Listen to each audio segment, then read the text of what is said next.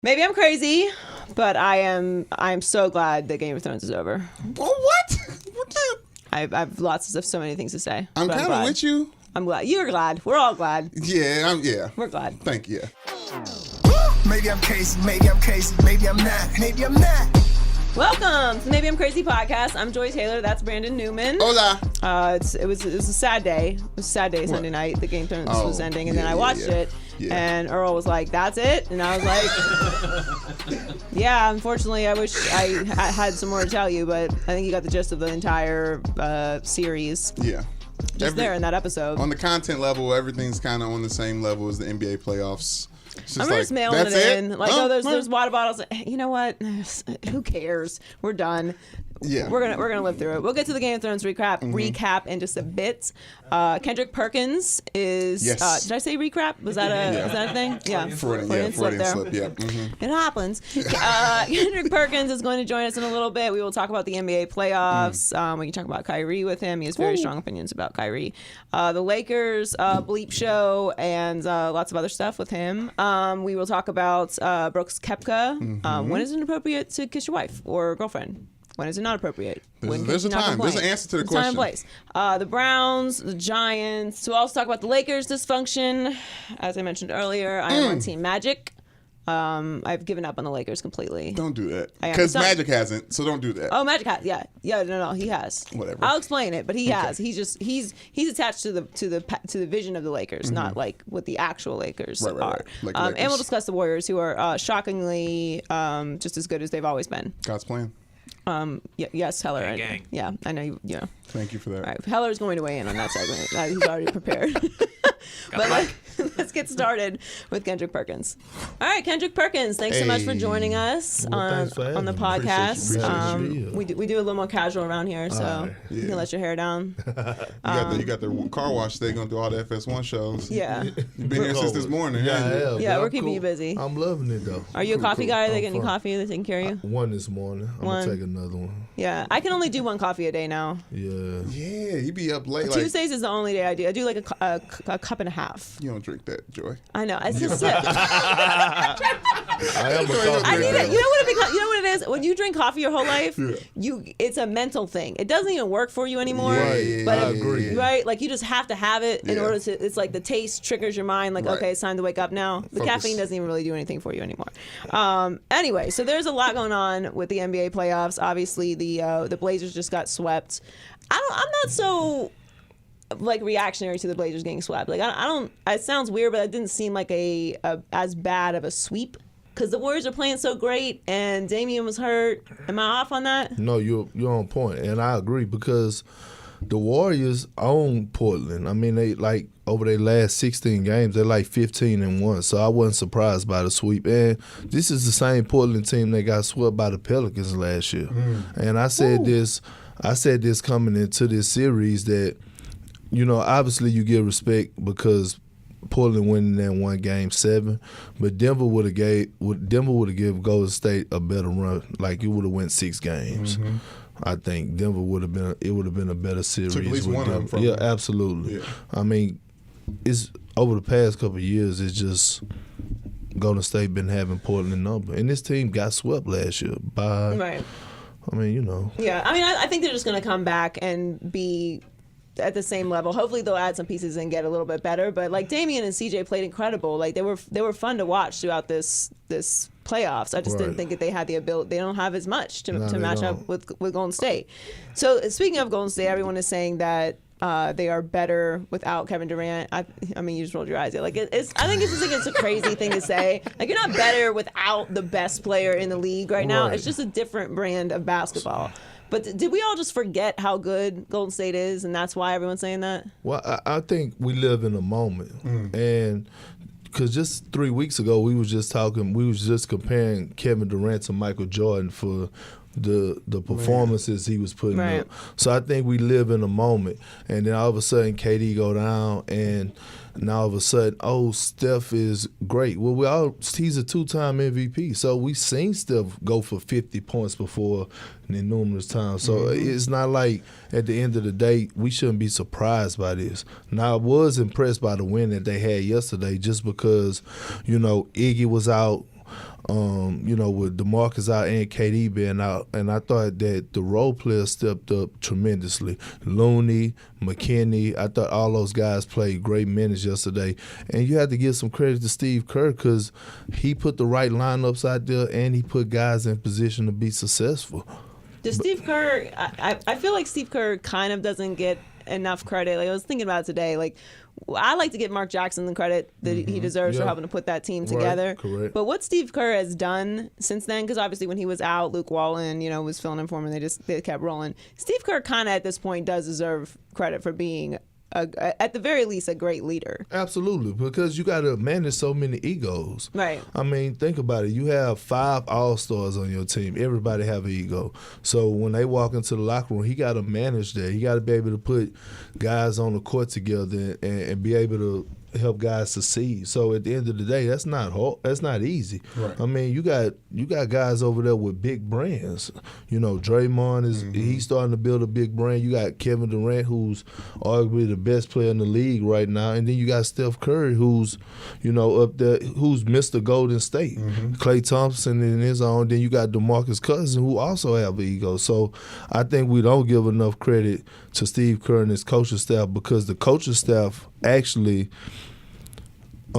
put together the defensive schemes. We talk so much about how great Golden State is offensively, but we haven't said a word. Nobody ever said a word about the defense that they played, the way they took Dame and CJ out of the game, and the way Canner was a non-factor. We all knew he was horrible on the defensive end, but on the offense, but on the offensive end, Draymond straight shut him out. Well, he couldn't even play in this series. So, all the defensive schemes come from the coaching, but the players have to do it, obviously. Yeah. Well, so Draymond, you talked about, he's been going off, has a little double-double, and he's the glue and heart and soul of this team, and you've been saying that, and he's been proving it on the court.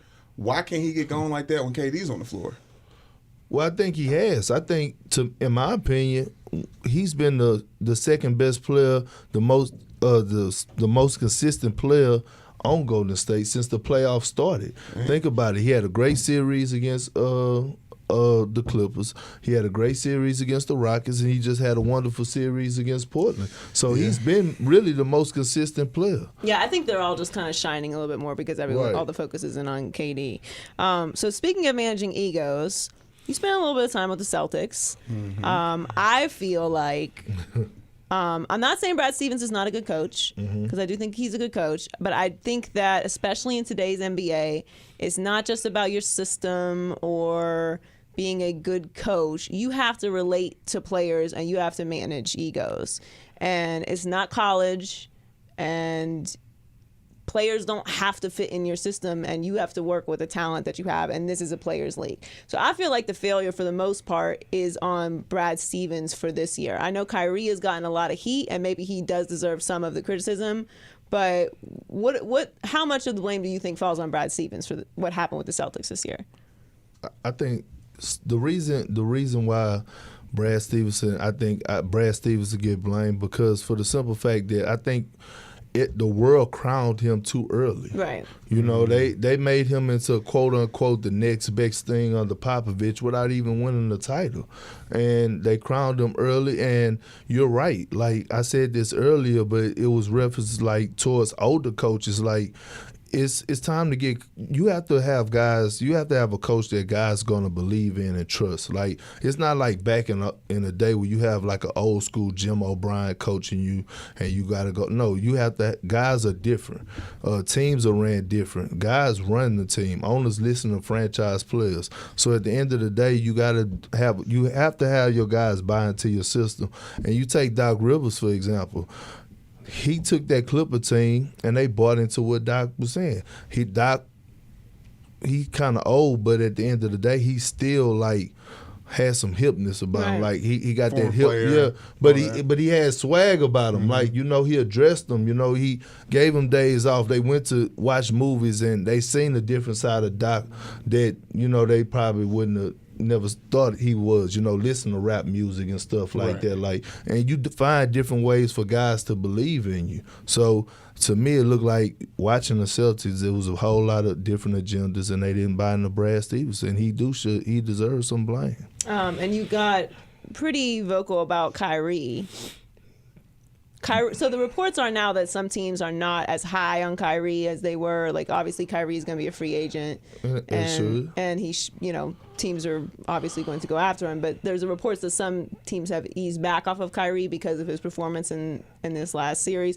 I think that's nonsense. But is there anything to that, or him just being better at being a number two than being the alpha leader of the team? Right. Yeah. So this is my thing. This is my take on Kyrie, right? So former number one pick, he goes to Cleveland.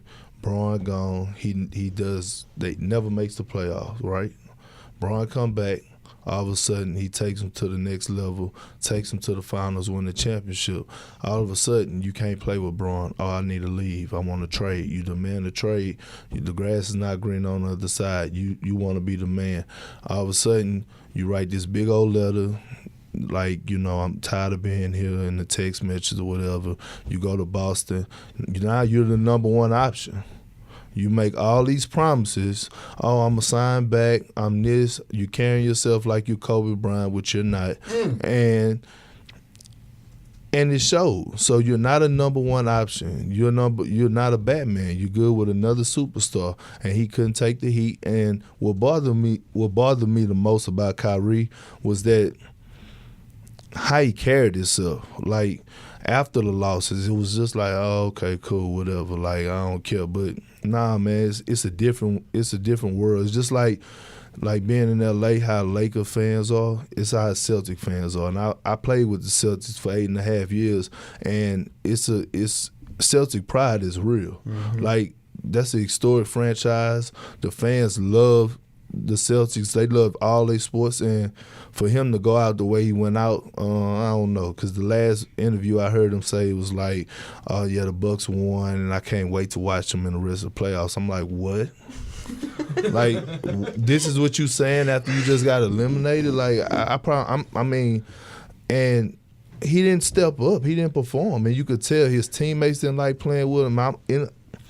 I was on the outside looking in. But then Terry Rozier come out and say the same thing. So I'm like, oh, I was right. Yeah. He wasn't a good leader. I mean, it's the same team. Obviously, they faced the Milwaukee Bucks. I get that. But this is the same exact team that took LeBron James' Cavs to Game 7 in the Eastern Conference Finals. So you clearly have still a lot of deep love for the Celtics. That's fair to say. So you were with that team that had to make moves to put together a championship. They were kind of like the original, like first big three-ish. That team. Right. What was the biggest difference when you added those players to that locker room? Because it's kind of similar to what's going on with the Lakers. Like, the Lakers have a young core, and they need to make some big moves to get some pieces there to be successful. And that's kind of what Boston did. So besides adding, like, veterans, what was the biggest change in that locker room that made you guys into champions? Well, see, what a lot of people didn't understand is that before they even made the move to get KG and get Ray, you got to understand those guys were, like, towards the end of their careers. So they had already accomplished everything, from all-star games to MVPs to whatever you want to name it. The only thing they hadn't done was win the championship. So these guys were 33, 34, 32, so the only thing on their mind was winning the ring. So when they came together, it wasn't no hidden agendas. And it's hard when you have a young core. And I was saying the same thing about this Boston team, that I said it was going to scare me because they have so much talent, but it's still guys that's trying to find their way. Right. So, Jason Tatum, after coming off a successful season last year, I'm pretty sure he came into this season like, I want to be an all-star. You know what I mean? But on the 08 team, we held ourselves accountable, and we had great vets. We had James Posey, we had P.J. Brown, we had Sam Cassell, we had Eddie House. And I think the biggest thing for us was that our training camp was in Rome and London, so we was gone for 21 days where it was just us. Wow. Phones weren't really. Is that normal? Do teams normally do that, or that was like a unique thing to that team? It was something that was going on at the time where it was training camp. We had to go to Spain because of the Bayani getting drafted to Toronto, and they wanted to do preseason out there. So it was like the NBA did right. that. Okay. And so we was able to form and went to the Coliseum, and our phones really wasn't working like that, so we was forced to interact with each other. So you bonded. Right, because I think if I know more about you two outside of this media stuff, then my love go deeper, right? So that means I'm going to run through a wall for y'all when we get on the court.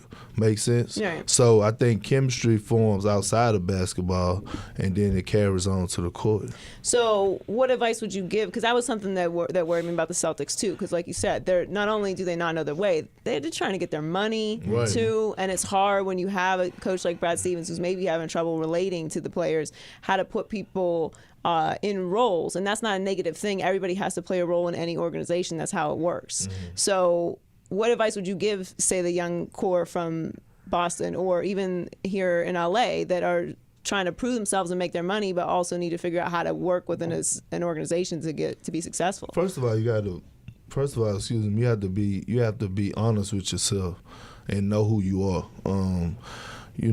And Doc, I never was an all-star, but I had a 15-year career, and I never made an all-star game because I was a star in my role, and I was cool with who I was. So, meaning Perk, be a defensive anchor, block shots, rebounds. If you get the ball and score, okay, cool, set screens, you'll have a long NBA career. Okay, I was cool, made good money, had a long NBA career. But nowadays, it's so hard because back then, like, men were men. Like, players were grown men. We made our own decisions. Like, I lived on my own. I traveled to Boston when I was 18. I stayed alone. Like, I didn't have extra friends and extra outsiders to tell me, to give me advice. But nowadays, guys have their own circles.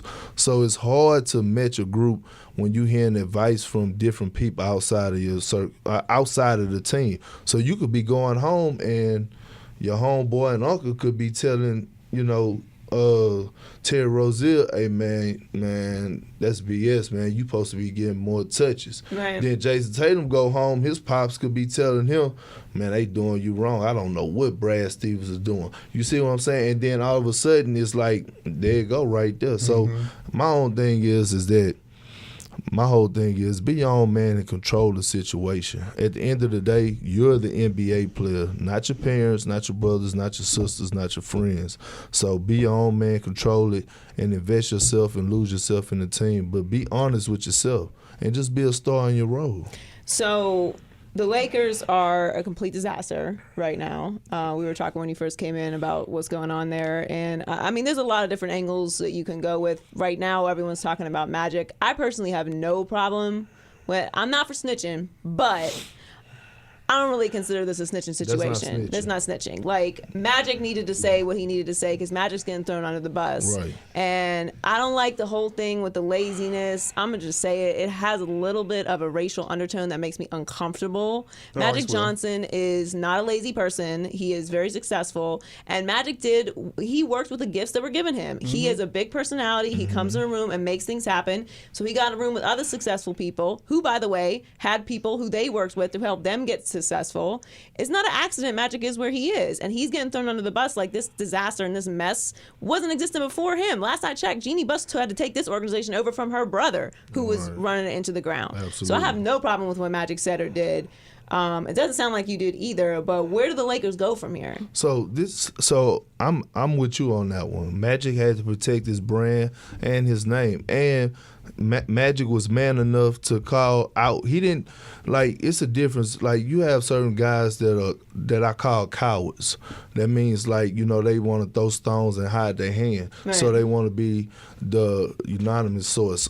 They want to go talk to a reporter on the side and say, "Oh, well, I'm gonna call up Chris Broussard today, or I'm gonna call up Skip Bayless, but I'm gonna tell them, don't say it came from me, right? But it's from him." No, he manned up and actually, I'm gonna go on first take and tell you why I quit, and this is the reason I quit, because Rob Pelinka, whose character been questioned through even when he was an agent, backstabbed him. The problem I have with the Lakers is that instead of hiring the right people for the job, they hired their friends. You know what I mean? So the connection, Kobe, Rob Pelinka, agency, High Rob, okay, Kurt Rambis, his wife is good friends with Jeannie Buss, so we go keep it all in circle. Even the hiring of Magic. Instead of hiring the right people for the job, you hire your friends, and that's a recipe for disaster. Have you seen or been a part of an organization that is this poorly run before? No, never. I mean, I didn't been. No, you know what? I tell you what. I only been a part of 4. Okay. So Boston was great. OKC was absolutely great. I mean, from top to bottom. Cleveland was good. Especially, I thought Griff, who the Pelicans just got, he ran that organization at a high level. Now the Pelicans that was ran by Dale Demps, I hated it. I hated it because Dale Demps is a liar. I'd rather you keep it straightforward. He you know, I never wished bad on nobody, but there was one guy that it made my day for him to get fired. Ooh. Well, I mean, it kind of fits the narrative of what happened with the Lakers in the trade deadline, if that's what you're saying, how he got down, because there were leaks that were just impossible. It was like as soon as a new name came up, it was out. And you know what's crazy? The crazy part about it is he's the one that I call a coward, because when Anthony Davis and Rich Paul asked for the trade, they didn't make it public. Dale Demps made it public. So he wanted to put it out there. Instead of them handling the business, you know, under the radar, he made it public on purpose to try to embarrass AD or try to make AD look like the bad guy. Yeah. I before we let him go, I got to talk about the transition. You talking about things taking it personal. I, on spring break, went to Miami and saw you at OKC, and you had just got there, and you went off on LeBron, D-Wade, all them, and I felt the personal because, like, I hear it in your voice. You came right from the Celtics. You wanted to make a statement, and you went off. And you did your thing. And that personal that you bring around, like, I still hear that when you talk about the Pelicans. So you always keep it real, and I just appreciate that. Thank you, man. I just try to, man. I just try to be, you know, like they say, keep it 100 and just try to be a good guy, man. I don't, you know, want to cause no problems, but you always got to be real with people, you know what I mean, at all times. You do it in such a calm way, though. I know. And I think I'm a cool dude. Everybody like, man, Perk, man, I'm a cool dude. I'm really a fun dude. With all those people at OKC, though, you didn't hear a bunch of that? I felt like that's where you might have heard somebody, like, talking to Westbrook, like, hey, man, or talking to James Harden, like, you probably should be running this thing right now. Like, does that happen then? So look, I'm going to give you some insight. So I left, when I got traded from Boston to OKC, right? You got to understand, I met up with a young Russell Westbrook, a young James Harden, a young Kevin Durant that just tasted the playoffs, right? So I'm leaving a team where we was all just built around championships, right? But then I get to OKC, and it's like these guys are trying to find their way. So they did have different cliques, but I was 26 at the time. So what I did was I took the leadership role from the jump, and I made guys. We hung out, period. So it wasn't no more cliques. It wasn't no more, James and Russ hanging out here, KD hanging out with this guy over here. Nah, as soon as we land in the city, hey, what y'all doing, man? We got dinner at 8 o'clock. Beautiful. Dang. And it translated over. Next thing you know, get better. We started making a couple deep runs, and, you know, and I told him, man, hey, man, you got to block out the outsiders. I don't care if it's your daddy, your mom, or whatever. Like, this is your job. You know what I mean? They never been in this position. So you got to bond as a team. Absolutely. Well, we could talk to you for a lot longer, but we'll have you on again. Welcome to the FS1 family, by the way. Well, thanks for having me. We appreciate it. And you kept it real, which we appreciate. That's what we do around here. All right, thank y'all. With it. With it. Quit. What? With it. We about to turn up in this bitch. All right, what am I winning or quitting today? The Lakers had a press conference officially introducing their new head coach, Frank Vogel, while LeBron James stood nearby with nothing to say. Vogel preached togetherness shortly after Magic Johnson went on a press run telling the world just how messy the Lakers front office is. Joy, a dysfunctional front office will keep superstar free agents from joining the Lakers. With it or quit it? With it, for sure. Without question. I told you go I against it. RIP'd the Lakers, I believe 2 weeks ago. Yes. Content. Prematurely. Well, not content-wise. Content, they are the greatest thing that's ever happened. Yes, very Hollywood.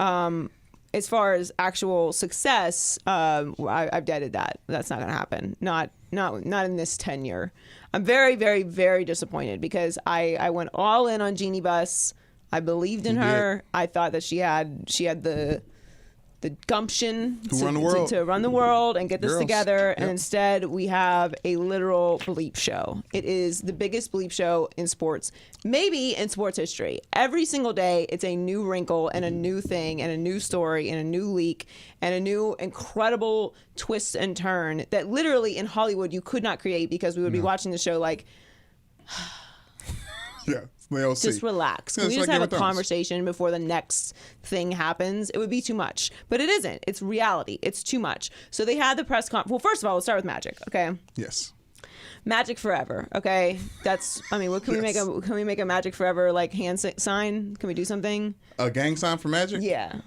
I'll work on it. Like not Wakanda forever. We got to find something for Magic forever. I don't want to step into anyone else's territory trying. Yeah. You know what I mean? Yeah, making up gang signs I'm probably going to do it probably off air, come Right. in with a strong, you know what I mean? And be convinced that you're not bothering anybody with Right, it. That's right, probably right, smart. right. So anyway, Hold on, sorry. Is there like a database where you can? you feel like you really had to weigh in on the gang sign conversation. A little bit. I had a question. It's a question I'm not even going to acknowledge. So anyway, Magic decided to go full scorched earth, mother bleepers, on the Lakers, and Yes. particularly Rob Pelinka. They are not cool. Not currently. Well, not in the past. Pelinka is not invited to the yacht Italy trip. So he basically said that Pelinka was stabbing him in the back, and he scorched earth the Lakers, and then the Lakers had their press conference yesterday introducing Frank Vogel. Horrible timing, great timing by Magic Johnson to have his interview before that, which was not an accident. Okay, No. for all of you out there trying to figure out how that happened, not an accident. Now the Lakers knew that Magic was going to be on there, so they could have moved the press conference around, but they chose not to for whatever inexplicable reason. We all know whoever gets to the mic first wins. However, that being said, I'm fully on Magic's side. Now, Pelinka came out and said that everything Magic said is just simply not true. So somebody lying, No, okay? that's very hard to believe. Somebody to is say lying. everything, because he said a lot of different things. He said a lot of things. Yes. And, it's impossible for everything he said to not Right. be true, okay? So the bottom line is this. I don't think it's Pelinka's fault. I don't think it's Magic's fault. I don't think it's LeBron's fault. I don't think it's Tim Harris's fault. I don't think that it's Linda and Kurt Rambis's fault. I don't think it's Rich Paul's fault. What? I don't think it's the injury's fault. I think it's Jeannie Buss's fault because Jeannie Buss is the owner of the team. You took this team over from your brother because your brother couldn't do it. So you took it. You literally said, I am taking this over. There's too much going on. And the realest thing that Magic said was there's too many voices in the room. Anytime you have too many people making a decision, it's a disaster. Now, you can have a room full of people to advise you. Lots of people have advisory boards. Most people have advisory boards. But you know what? At the end of the day, it's one person's decision. One. And it should be one person's decision because you have to have a power structure. And everybody's voice can't have a different amount of weight in the decision also. Like, who else do you go with? And like, okay, this decision, we are going forward with this. Like, you have to have, in order to have a well-run organization, it has to be in place from the top. It's not about the players. It's not about the facilities. It's not about the city that you're in. None of that matters. It's the owner and the front office. But my caveat to why this isn't the end of the Lakers is Magic is currently talking about a lot of things that happened in the past, right? Moving forward, he says he's fine with Rob Pelinka making basketball decisions for the Lakers if that's going to be what he is doing. And Frank Vogel, as short of a tenure as planned for him, period, what he's talking about right now is great. The togetherness, like his quote, we need to build togetherness, starting with ownership in the front office, coaching staff, players. We're all going to be pulling in the same direction. That message and that now, he may not have the time to get that actually implemented completely by the time he gets up out of there in 3 years, but trying and attempting that is more than anyone in that front office has tried to do up until this point. First of all, we all know he's not going to be coaching there for 3 years because Jason Kidd is sitting right there the whole time. Okay? That's one. Two, he is right. Everything he's saying is completely true. That is how you should build an organization. It's not about just getting all the guys in the court on the same page, which is hard enough as it is. Right. You have to get every single person from the top to the very bottom, from your highest paid employee to the lowest, all on the same page with the same mantra, the same culture. That's why the Spurs are successful. That's why the Patriots are successful. That's why the Warriors are successful, because you have everyone understanding we are a championship organization. When you come to work, you do championship level work, or it's bye. And that's not the case with the Lakers. It's you just come to work and then you figure out what you want to do when you get to work. And that's just the truth. It has so been in the I past, believe yes. that Frank Vogel said the right thing. Do I believe that that's going to happen? No, because we still haven't heard from Jeannie Buss. She needs to come out and say these are the two people. I want to hear two names, Vogel and Pelinka. I don't want to hear about nobody else. I don't want to hear about no Tim Harris. I don't want to hear about no Rambuses. I don't want to hear about LeBron. I don't want to hear nothing else. Rich Paul. And LeBron has rightly distanced himself from it because this is not LeBron's mess. This was messy way before LeBron got here, and this is not his responsibility, and he did not damage this. Luke Walton was not Magic's guy. Magic wanted Luke out. Magic wanted to fix things. Whether his ideas were the right ideas or not, somebody had to have ideas and make a decision. So I'm fully on Magic's side. He had every right to come out and say what he needed to say, and just kick it with the lazy too. Magic Johnson is not lazy. Yeah. Hello? How do you think rich people get richer? Do you think that they're like in their offices like, we've been here for 6 hours, it's not enough time? No, it's they go to golf together or they go have a scotch and they make business deals together and then they go make them happen and then other people do the work. Hello? Magic Johnson got rich and famous from working very hard at playing basketball and making connections. That's how it works. So everyone's like, oh, like Magic, he's just really privileged. What? Magic is not privileged. And more importantly, Magic has the one thing that everybody else doesn't have. Magic. There's a reason they call him that. That's not his real name, okay? The reason they call him that is because he can walk into a room and make shit happen. You can't pay for that. There's no college degree. Here's your make shit happen degree. Congratulations, you're going to be a billionaire. No, it's not how it works. So this whole idea like, oh, he didn't really know what his job was. He thought he was going to do what he did with the Dodgers. He's a 0.01% owner of the Dodgers. Of course, all he has to do is show up and shake hands and make them elevated in their marketing. He absolutely tried to do his job there. He always said he was going to do other stuff, as he should. And guess what? All those other rich people that run that stuff, they do other stuff too. Completely understand, and there was a conversation about how much he would be around already in place. That's why it felt backstab-y. But the person you're saying is at fault is the one who put Magic Johnson in the position of power. So was that an issue? Or is Jeannie need to... No, but she didn't put him in a position of power, which is the point, which is his problem. Okay, that's fair. She hired him, and then she was like, what? You can only make 5 decisions this month. Okay, yeah. And then Tim Harris has 1 decision to make, and we have to save 2 of these for Lyndon and Kurt. It's not how it works. You hire a president, you give him the title, he makes the decisions. That's how it works. It's a power structure everywhere in life for a reason. If you don't like it, go be the man yourself. People are working on it. I don't know. It's a disaster of epic proportions. It looks good in the future, though. No, it doesn't. It looks exactly the same. It's still a complete and utter disaster. All right, what's next? The Warriors are going back to the finals for the 5th straight season, despite not having KD, Boogie, or Iggy available. Golden State finished up their sweep of the Blazers Monday night behind a historic double-doubles from Steph and Draymond. Joy, the Golden State Warriors are the greatest NBA team of all time. Wit it or quit it?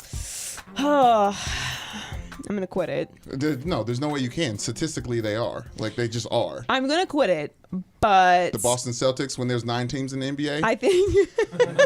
like, they are. I don't like it. I they think are. that it is... It's well, first of all, they've been in the discussion for a while now, obviously. Yes, but I think what they're doing in this particular run, like we've talked about it all year, like, okay, we already know the Warriors are going to win the West. Like, who's going to win the East? And they're like, yay, the East is going to be so interesting this year. And it actually was.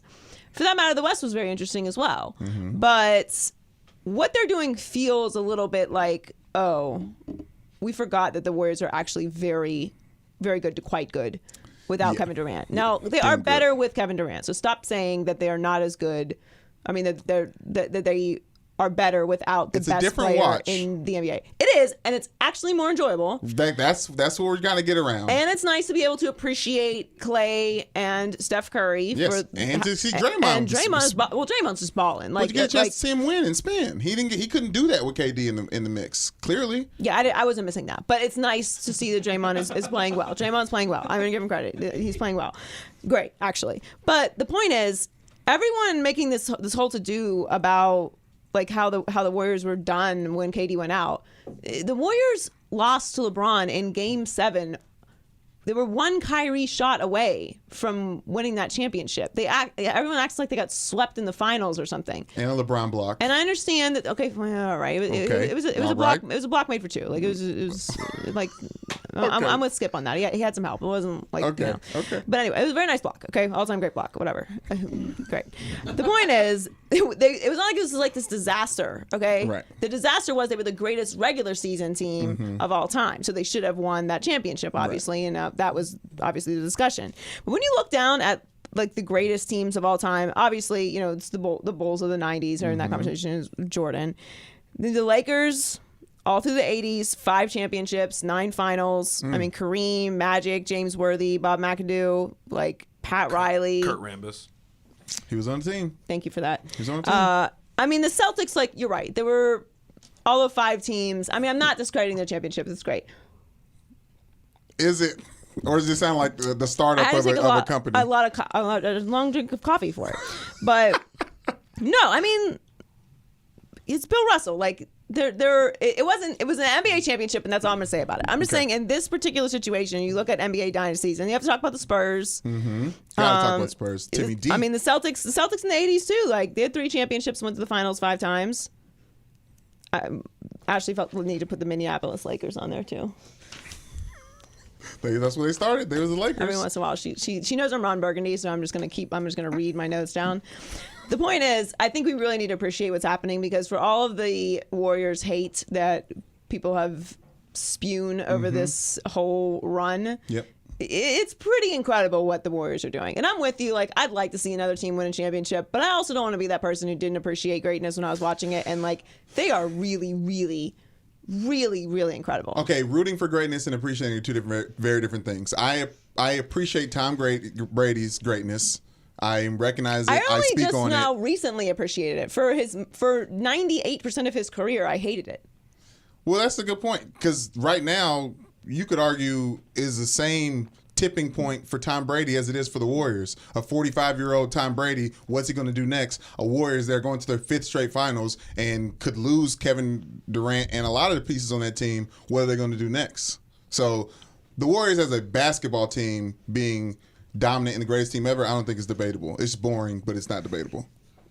It's definitely debatable as the greatest team ever, but they are pretty incredible. And I think if they lose KD and still win another championship, I think it's just a lock. Like, they won with a G League team last night. I mean, what are you talking about? There were some G League players on the starting lineup that is of hot the Warriors. Take exaggeration. How's it hot take? You can see that by the play. Like, there's a person that was in the starting lineup that years ago spent $175 to make the NBA. Years ago? A couple years. Alfonso McKinney was playing like 3-on-3 basketball for bribes in Mexico like 2 seasons ago. So it's pretty amazing that he's here now. Yeah, now I mean, that's a credit to what the Warriors are able to do and their front office is able to do. Oh, my God. But I'm not giving – I don't care. It's a good slogan. What do you want?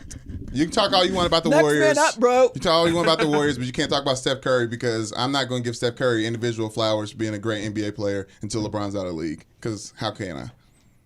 LeBron has no one and went to 8 straight NBA finals. Has no Well, according one. to you, Steph Curry's playing with a G League team. So D-Wade's no one? Come on now, bro. We're saying bro way too much for my comfort right now. But the point is, you have to give Steph Curry credit. He's played incredible. He's had over 35 points in every single game of this series. He's been unbelievable, and they are unbelievable. And I need to give credit where credit's due, because they're yeah, because the Portland Trailblazers were Okay, and small note about the Portland Trailblazers. They did blow a bunch of barn leads. burners. Okay, but I will say I don't feel bad about the Portland Trailblazers. They're going to be back next year. They're still going to be good. I don't look at that as a disastrous. I mean, a sweep is a sweep. Like, it's not great. Obviously, I would have much preferred more basketball, and I thought that it would at least go 6. But it is what it is. Damian Lillard was hurt. Like, they had some pieces missing. I think they're going to be back next year and be competitive. So I'm not fully bothered by the fact that they got swept. Like, it's not the end of the world. Yeah. They were all competitive games. That's all I can ask for, right? No. Okay, well, agree, disagree. Hear ye. Big Ben is petty. So Ben Roethlisberger has decided he has had enough time to gather his thoughts. Yes. He's willing to do an interview. He went on KDKA and discussed various things about what happened this season, including his radio show appearance after the loss to Denver. That's not the water bottle that we use on the show. I know. I broke the other one, so we need to steal off somebody else's desk. Right. Anyway, so that was when he basically said like it was Antonio Brown's fault, and he listened back to it. He didn't exactly say that, but he passed the credit around more than he needed to. Yeah. You threw the interception, and it was a bad one. If you watched, we showed the tape of it earlier today. I was like, oh, yeah. No wonder Antonio Brown snapped. That he was did have a point, such a bad interception that I could see someone snapping and never forgiving you for playing No. The reaction afterwards, like saying like you should have just kept going flat. Now he should have planned it and just went flat. It wouldn't have happened, but drifting didn't help. You can't just drift. I'm saying Ben Roethlisberger threw it directly to the person in front of him who didn't play for his team. I know. Anyway, so Ben Russell said every quarterback has done it. That's not the point. It's not, it wasn't the worst interception of all time. It was a bad interception, but most interceptions in general are bad. Yes. So it's not the end of the world. What made it the end of the world is saying that it's Antonio Brown's fault when you straight threw a potato sack to somebody. Anyway, he said, I know I took some heat, and deservedly so. I genuinely feel bad about that. 5 months later. And I'm sorry. Did I go too far after that Denver game? Yeah, probably. And I regretted it. That's the thing about media and social media and things like that. You can't take it back. I wish I could, because if that's what ruined our friendship and our relationship, then I'm genuinely sorry about that. Antonio Brown responded on Twitter, two-face. So he clearly does not agree or have any thoughts in the positive direction about Ben saying anything. This is way too late of an apology. Like, it's true. I don't even know what the point of this interview was for real, because I don't know what I expected. Some air need to be cleared. Did it? It's so long from now. Yeah. Antonio Brown is gone. Like, this is something that should have happened the week after. Like, have some humility. Yeah. I don't know. My whole thing with the Steelers is I'm very upset about it because, as you mentioned, the Steelers and the Browns are in the same conversation right now, and that's unacceptable to me. Okay? The Steelers squandered Le'Veon Bell, Antonio Brown, and Ben Roethlisberger on the same team together. Squandered it. And if you want to take it a step further, they squandered Antonio Brown, Le'Veon Bell, Juju Smith-Schuster, and Ben Roethlisberger on the same team together. Because if they had figured it out with Le'Veon Bell, then they would have all played together. And by the way, you missed the playoffs last year, so don't talk to me about how Le'Veon Bell didn't make a difference or not, okay? Because you can talk all you want about the running game. There was a piece missing, and he didn't make the playoffs. Yep. So 1 + 1 = missed playoffs. So the point is, math. It is simple math, okay? And it's not hard. It's not hard. They teach it to you when you're young, and then you forget most of it, and you just use a calculator on your iPhone. The point is, now, as I've been saying all the time, now is the opportunity for the Steelers to show that they really are completely functional. It's not on Ben. There's no noise. We've got it all figured out. It really was just Le'Veon and Antonio Brown. Well, here's your chance. I don't know what this interview did. It didn't change my opinion of the situation whatsoever. Not that I'm fully on Antonio Brown's side, but doing this 5 months after the season ended, it's like, what for? And why randomly right now? He has teammates currently on the team. They need to see him own up to something that they probably thought was foul as well. Right? So it is retroactively. Now, what we expected from AB? AB's been childish about everything since he left the Steelers, while he was with the Steelers. So him saying two-faced, like, what he was like, oh, thanks. It was such great to hear from Big Ben and his opinion on this. I look forward to seeing you in the AFC. I'm like, no. Like, they're competing. AB's childish. Big Ben is trying to restart his. He's trying to. This is what is the thing called when you change your character? You go on you trying to change the way you're perceived. A publicity tour. Yeah, but it's like when you when you He's trying to redeem flip. himself. Yeah, it's like a redemption, A redemption tour. Opposite of a heel turn. Babyface. I don't know. There's not a word for it. But Big Ben needs to. He's gonna be back. There is a word. I just can't help you because I can't think of it. I know he's having fun with his teammates on his lake. No, he's trying to change the perception, and I get it, and it's fine, and it's nice that he's making that effort. And you're probably right. That's probably what it is that he wants everyone else on the team to know that he's trying. This interview was at his house. I don't know how much effort that is. Probably a big house. I don't have a problem with that. Yeah, I'm sure he has a nice house. Yeah, Where's he going to go? I don't have a problem with him doing it in the house. You want to do it somewhere comfortable. But I don't know. I don't know that it's changed anything perceptive outside of the team, but maybe you're right. Maybe it's for internal purposes. It's time for high key, low key. High key, low key. I thought. Nope. I can never know how to do this. It's never clicked. One day we'll find out how to answer this. All right. So high key, Kawhi has been incredible. Low key, I'm still right. He's definitely leaving the Raptors. So Kawhi basically has just decided that if the Raptors are going to have any chance of winning this series, he's just going to have to be the most incredible basketball player that we've ever seen in the history of the sport. And play all the minutes. He played a career high 52 minutes. Now, granted, it was double overtime. Right. So, you have that. But he finished with 36 points, 9 rebounds, and 5 assists in that double overtime win. I still think this series goes long, but I've said that from the beginning. I mean, all the games were won by the teams who were supposed to win the games. So we're not in a weird spot yet. However, True that.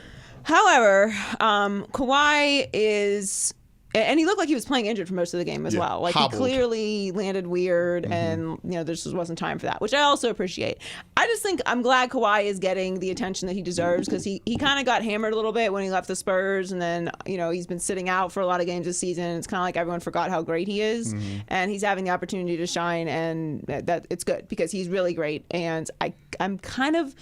There's going to be so much movement with the free agents, obviously, in a couple weeks. And I don't know, it's weird. Like, I kind of want him to go to the Clippers. I just feel like him on the Clippers, they're going to be really good. And the Lakers are so very stinky right now and dysfunctional. And I just like that. And it's kind of like another notch. Like, by the way, other LA team, this is how you put together a winning franchise. No, the competition should make the Lakers better. So come on over. All right. Next is Kevin Durant. High key, KD is being mad disrespected right now, and low-key, I definitely think he's going to New York. So KD's injured, obviously. He had a calf strain. At least it's not an Achilles. Right. Well, I mean, calf strains take a long time to heal from. I bet. Listen, Earl said he had a calf strain, and he said it's very, very painful. How long is he out with his calf strain? And the only thing, I don't know how long he was out for exactly, but he's like, you have to rest. Like, you can't, it's very hard to rehab it because part of the rehab is resting. So I don't even know if we're going to see him in the finals. We very well may not. Now, they are going to have a long time off since they just swept the Blazers. 9 long days. But I think that all this talk about how they don't need Kevin Durant and they're better without Kevin Durant is just kind of the perfect just exit strategy thing. Yeah. Not that it's strategy, but it's just the perfect opening door for Kevin Durant to leave. Like if they want Kevin Durant to stay, they should really be out here like, we are not good without Kevin Durant. We need KD back now. And they're still saying that, but Clay says we need him back immediately. Like the Warriors are acting as if this is a huge thing, and it probably is for them, but they know. That's what I'm saying. But because they know, we know. That's why everyone keeps saying that. Like, honestly, every single interview should be like, we just miss KD. We can't wait till KD gets back. Nothing matters without KD. Essentially is what they're saying. No, it's not. They kind of are. I don't know. He's just definitely going to New York. I mean, it's the perfect easy way for him to be out. Like if they had won another championship, it'd be really with him healthy. Like obviously they were probably still going to win, but with him healthy, it would have been harder, I think, for him to leave because everyone would be like, why wouldn't you just stay and try and win 4? But now they won 3 in a row. Well, they will win 3 in a row, but he's not healthy and he's being questioned about whether they even need him there. It's the perfect way for him to exit, and he's going to the Knicks, and it's going to be glorious. Finally, the Browns. So high key, the Browns are really, really sensitive, and low key, I'm truly confused as to why it's happening. So Odell went off on Colin Cowherd. Yes. The Herd, noon to 3 Eastern Time on Shouts FS1. You can see me on there weekdays. Yes. Joe Taylor. While I was gone, Yes, I was out this Friday, yes. Friday. Mhm. Odell and Baker. Odell started it, and then Baker kind of Colin started backed up. it. No, he did not.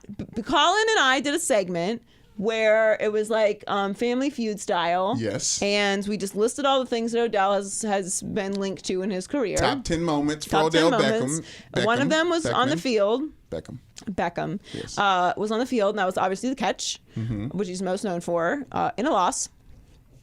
And then all these other, various things like the boat trip and the fight with Josh Norman and the incident in the hotel room, the incident with the kicking nets, Yes. the proposing to the kicking nets, Yeah. being traded, Yes. and some other things. None of them were untrue. All actually, I believe, have accompanying video to validate that they actually happened. So this is not, they're not making things up. But Odell got very sensitive in his feelings about it, and he's clapped back at Colin, which he has every right to do. And then Baker weighed in and defended him and called Colin a clown, and he's 26, his greatest moments are ahead of him. Now my opinion of Odell and Baker and the Browns in general is different than Colin's. We're both excited about it, but I do think that they actually are going to be good this year despite all of this noise. But my thing with the Browns is this. It's really not necessary to be so sensitive. Nothing that anyone is saying about the Browns is untrue. Nothing. Odell still has plenty of potential to be great. Baker has plenty of potential to be great. He's only in his second year. We don't know what Freddie Kitchens is. There's lots of other pieces there. Jarvis Landry. There's lots of other pieces there. You still finished in third place last year, okay? Nobody's holding that against you, all right? Most of all me, because I said Baker should have started from the beginning of the season. I don't know what the hell Hugh Jackson was doing there. It was a disaster. You set the entire season up for disaster from the very beginning. But let's just stop and pump the brakes with the being sensitive about people being critical of Cleveland. You have done nothing. You have accomplished nothing. Joy. All you have done is changed pieces and changed the coach. And I'm not saying that you're going to improve. You did improve from last year, and you deserve credit for that. But pump the brakes with the whole nobody can say anything about the Browns thing. I mean, what the hell have the Browns done in the last 20 years that should merit any kind of discussion about us not talking about them? And as far as Colin talking about Odell, this is what we do. We talk about popular things. Nothing Colin said was untrue. Where's the lie? Yes, but in the last 20 months, the Browns have done some winning. And you keep talking about where they finished off in the AFC North, one of the most competitive, tough divisions in the National Football League. You can talk about them finishing third, but let's talk about the wins that got them with that third place finish. Wins. You finished better than the Bengals. Congratulations. Before that, they won no games. It's a shit. So you won more games than the Bengals. They haven't done nothing. Congratulations. Okay, they tied your Steelers. Just letting you know. Steelers had a terrible year. Okay. And then, guess what? The Steelers have no problem saying they had a terrible year. That's the difference. It was a bad year. The Browns had a pretty good year considering. Considering what? Their history. Okay, but that's my point. You're proving my point. I am very excited for the Browns this year. I can't wait to see Baker and Odell play together. I can't wait to see Baker and Jarvis Landry. I'm very excited to see what Freddie Kitchens does. I'm rooting for him, okay? Which is very weird to say because I generally hate the Browns. Right. And I'm not a big fan of Cleveland. I'm from Pittsburgh, okay?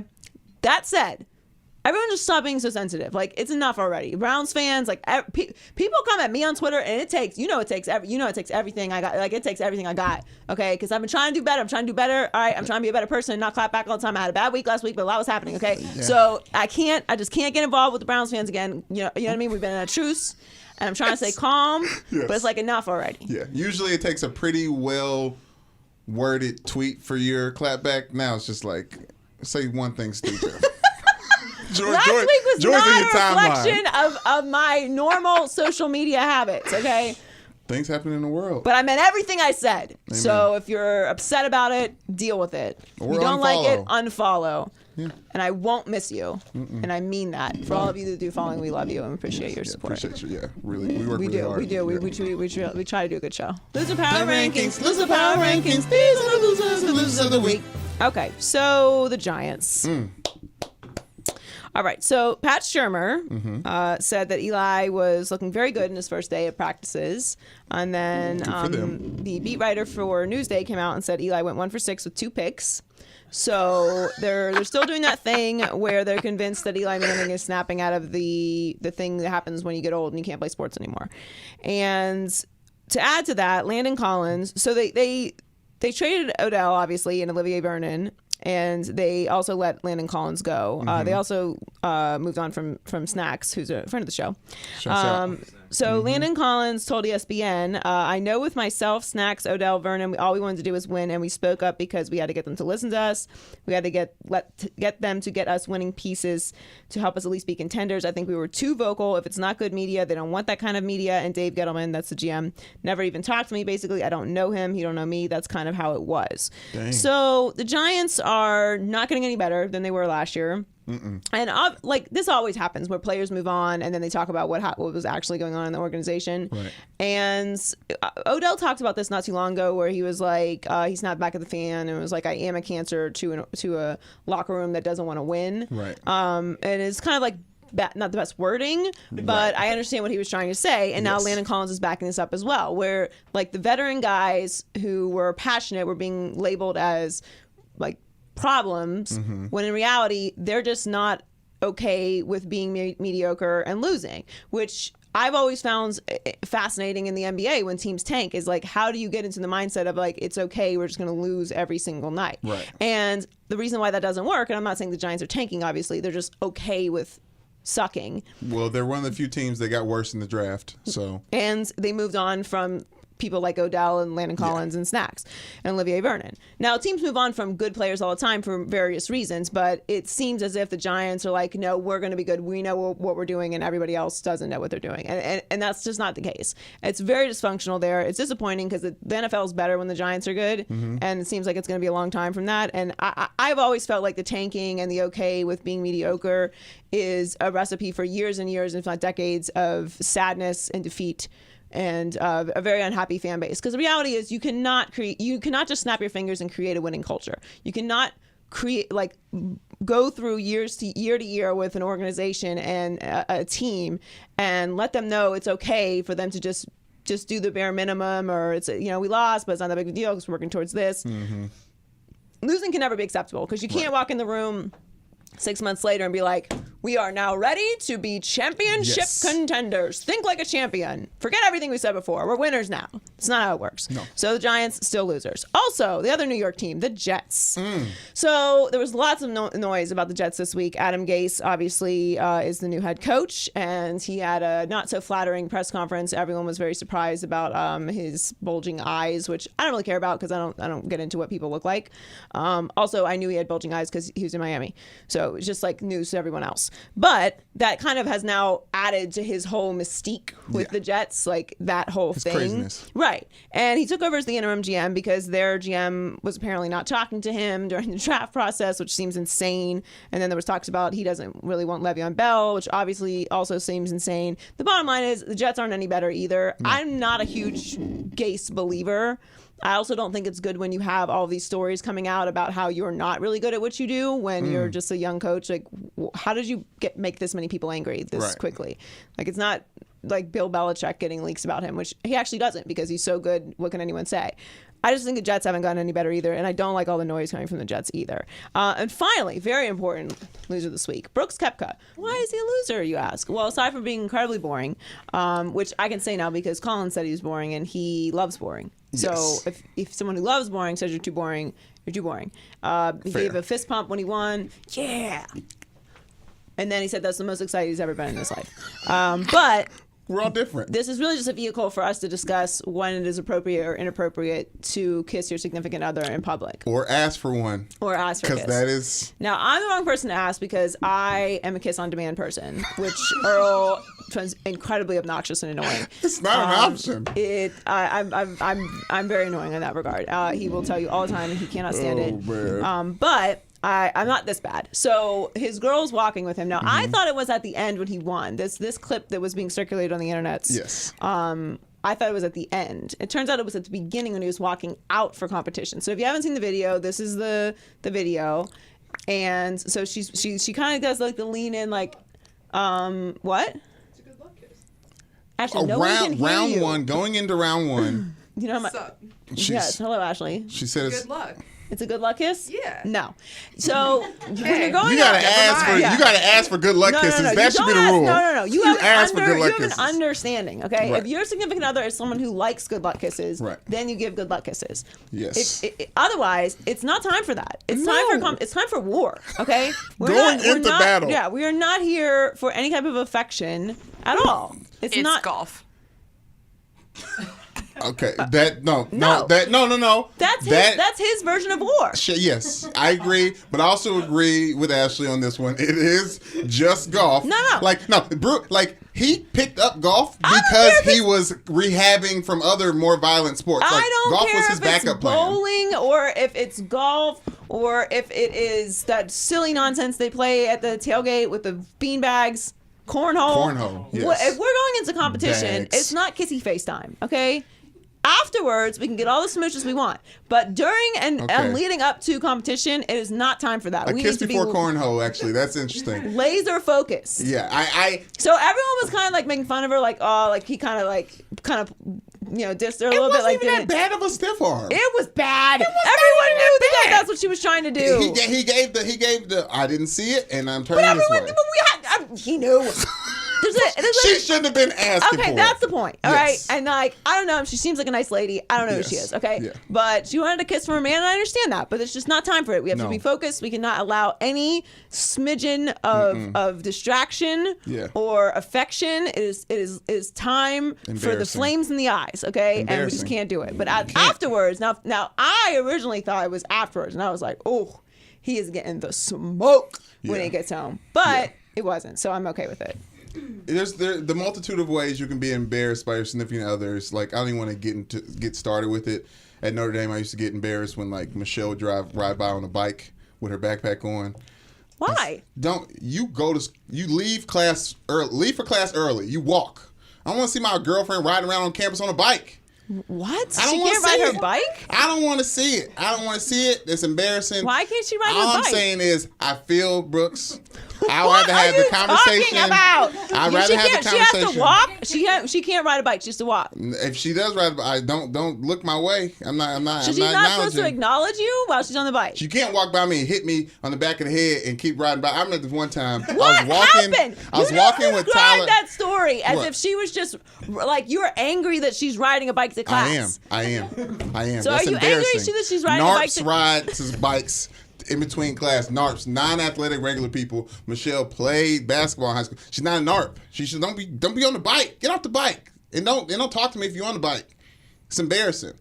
And one time she ride by, hit me in the back of the head, kept riding by. I was walking with Tyler Eifert. He said, "Who was that?" I was like, "It's my girlfriend." That's Hey, why like, you're mad whisper. about it because she embarrassed you in front of Tyler. But I Eifert. had talked to her about it before. Good on Don't you, get Michelle. off that bike. That Don't is get on the bike. hilarious. Anyways, don't be asking for no damn kiss when I'm about to go into war and you got television cameras on Yeah, me. no. I'm with you. No. It's not the right time. No, I show don't even- show of hands. It's the right time or not right time. Right time. Ashley didn't think about it. No one. No. No, I would have done it, but someone has to be anti your opinion, right? Well, I'm sure there's like 3 people out there who think it's appropriate to be smooching before war. For what it's worth, people interviewed her and she was like, I don't give a shit. She goes, I'm so not discreet. I'll just wave and he'll tip his hat. I'll blow him a kiss. I'm not trying to be too low key. If I see him and he sees me, I'm like, hi. No, get out of here. If Michelle tried to kiss me before this started, I'd be like, "Bet, go. I gotta think about. I am generally that kind She of wanted person. a drive-by bike But kiss. I'm fully aware of this. Wait, so it's okay that she doesn't go in, but is it okay that he knows that she's going in, he still denies her? He should probably still kiss her instead of denying her on national television. If he should have kissed her or not is another conversation. I think he played it right. No kisses. He would have won. He won too. Yeah, which validates his no kiss. kiss. Yes. Validates no kiss by winning another major. I'm with you. That's another conversation. Because obviously, if I was in her shoes, I may have a completely different opinion. But I'm not. So this is where I'm at right now. No bikes. Also, no kisses before competition. No bikes. What are you talking about? All right. What is in the MIGOS Culture Report this week? There is enough new music out to talk about, but I just want to say Game of Thrones takes over everything. Game of Thrones is officially over. Fans everywhere are weighing in on a historic television series that has been on the air since 2011. I have mixed emotions. Let's jump right into it. Joy, let's make a list of pros and cons about the series finales of Game of Thrones. Okay, pro, it's over. Okay, let's talk narrative wise, pro and cons. Okay. Pro, and that actually, narratively, that actually is a good part about it, that it is over. Pro, Tyrion's the winner, so I'm happy about that. Thank you. I called him now I said he'd be at the Iron Throne. This isn't it, but he decided who was going to be on Iron Throne. You were closer He's than naming me, people. because I thought that Cersei, although Cersei lasted a long time, yes, I thought that Cersei was going to end up winning. Brick shower, like you said. Yeah, not very deep in the brick shower, very shallow. Yeah, very shallow. Tyrion brick only shower. had to move. He must have had intuition of where his siblings also, were. I feel like for the violence level, and this is like my own disturbed thoughts, yes, but I feel like for the violence level of that show, should there be more damage? Yes. Anyway, they should look purple under them rocks. It's just not like they were there for a while. sleep. It was like a lot of heavy bricks. Yeah, they just cuddling and going to. They died. They're just like, oh. Spooning. Yeah. It's almost like they rolled out of the bricks. I don't know. Yeah. Anyway, I just feel like it's over. Like, I don't even know if I can make a list of things. Yeah. I'm glad that the Starks ended up where they were supposed to be, I guess. I just have issues with Jon. I'm glad Jon Snow killed her, but then I'm also like, can they just let the woman win? Why can't she, like, why is it? That's good. Because I tried to not get on that bandwagon when she snapped, because as soon as she snapped, I knew she was going to die, because there's just, it can't happen. Yeah. You can't burn the entire city and then live. Yeah. But here's like the bigger picture of all of this Game of Thrones stuff, because the fans have completely lost their minds. Yes. All right. And Demanding another season. Or That's a like, redo of this season, which, right. like, when has that ever happened? It's like walking into a museum and being like, I am starting a petition to have all these artists redo their work. And then getting 1 million people to sign it, because you all are idiots. Yeah. I'm sorry. Entitled that idiots. 5 minutes that you took out of your life to go sign up for whatever website you did and sign that petition, you'll never get it back. At the end of your life, you'll be laying on your deathbed wondering why you wasted that 5 minutes instead of spending it with your family, wasting your time signing that stupid Game of Thrones petition. It is art. It's not going to be redone, okay? For more reasons than I even care to explain to getting into the technical side of it. Who are you? It's not even that important of a thing. It's not important. It's over. It had to be wrapped up. The end of seasons, the end of big series, everyone always complains about. They all have these ideas about how they feel like this story that someone else is telling you should end. This isn't a pick your own adventure book. It's a television show. Just relax. Enjoy it for what it is. This is why people hate Game of Thrones nerds. You sound like CrossFit goofballs. Yeah. Nobody cares. No one cares that you did CrossFit today. No one. I don't know one. The only person that cares is you and the other people that were CrossFit with you. Tell them. Start a small CrossFit Instagram community and tell yourselves. No one cares. Yeah. No, okay, I haven't said it. No one has really said it. We're beating around the bush. Game of Thrones and the uproar about this season is dripping in white privilege. I just want to say that. You haven't been the only person to say that, and you're totally right. And I felt that at the end. Okay. I was like, why can't Grey Worm talk? Why doesn't Grey Worm have a vote? He's in charge of the whole army. Right now, you could just send his army here. All you're dead. All you're dead. And this like last meeting for the council to decide what to do. It's like, wait a minute, was no ravens sent out? Like everybody was just on their way to King's Landing. Right. How did everybody get here so quickly? The amount of scenes that were skipped. But it's the ends, you know what I mean? So I'm fine with it. And the Drogon was, as all Game of Thrones fans just want to see that throne just melt. Yeah, we're done with the throne. And he spoke for all of us. Just burn that thing down. That bitch got to go. I was mad when they was doing the Red Keep. I was like, y'all know y'all going to ruin the throne. Like, the throne is under the rock. Why didn't the rocks kill the throne? I like that he had a little Mufasa moment with Khaleesi, though. Oh yeah, I really felt bad. Did you? I felt bad for the dragon and his mama. Yeah. They've been through a lot together. They've been through wars together, legit. Yeah, no, they've been through it. Anyway, I'm glad it's over. We're done with it. Yeah. I would just like to say one last time to everybody who didn't watch Game of Thrones, your loss. You missed out on the experience of a lifetime. I know everyone is like all the non-Game of Thrones watch. They can, but they're not going to get the experience that we had. Yes. And they're going to come to us 5 years from now like, I just couldn't believe that Jon Snow came back. Like, yes. We've been there, okay? You're 5 years too late. But the point of the matter is, you're not cooler than us because you didn't choose to partake in this experience. Right. It was just your choice, and I respect it because it's a huge life investment. Yes. A lot of time, a lot of hours, a lot of thinking, a lot of discussions. So I fully respect your choice not to. Respect my choice to watch it, and that's all that I ask. Now we got to move on. And I don't know what other show there is to watch. Yeah, another show suggestion? What do you throners do with your Sunday nights now? Oh, his darker materials there's some stuff coming out. You realize like the seasons were only 10 episodes long. For most of the year, we had to find things to do with our Sunday nights. And a year in between each episode. Also, they're only an hour to an hour 20 minutes. So the Sunday night thing is a little bit exaggerated. That's an hour you're getting back for the last 8 weeks. You didn't have it. What are you gonna do anything? I'm starting my book. Yeah. Yeah, I too am reading a book. No, writing one. Oh, you're gonna write a book? Yeah, just start writing a book with my Game of Thrones time. That's a lot of time. Get back over all these years. Good for you. Imagine how long I'd be. X amount of years into the book. Right, like imagine if you were working out for that hour. Exactly. That's a good idea too. No, I feel like it was a good investment of my time. I enjoyed myself. I enjoyed my Game of Thrones journey. I have no regrets. Every snack I had during every show. Yeah. Like just great. Every healthy discussion about the show was worth it.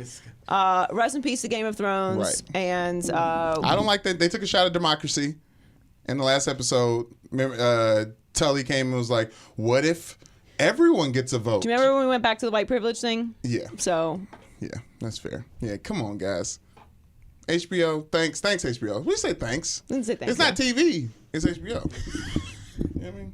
All right. Thanks for joining us this week. Thank you to Kendrick Perkins for coming on and keep it 100. Yes. Calling out.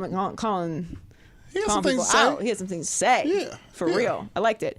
Make sure that you subscribe on YouTube and Maybe I'm Crazy Podcast. Please. And follow us on all of our social media pages at Maybe I'm Crazy Pod. Please. Newman Show 99, Yes. Joy Taylor Talks. Yes. And make sure you check out the update with Brandon Newsman on Friday mornings.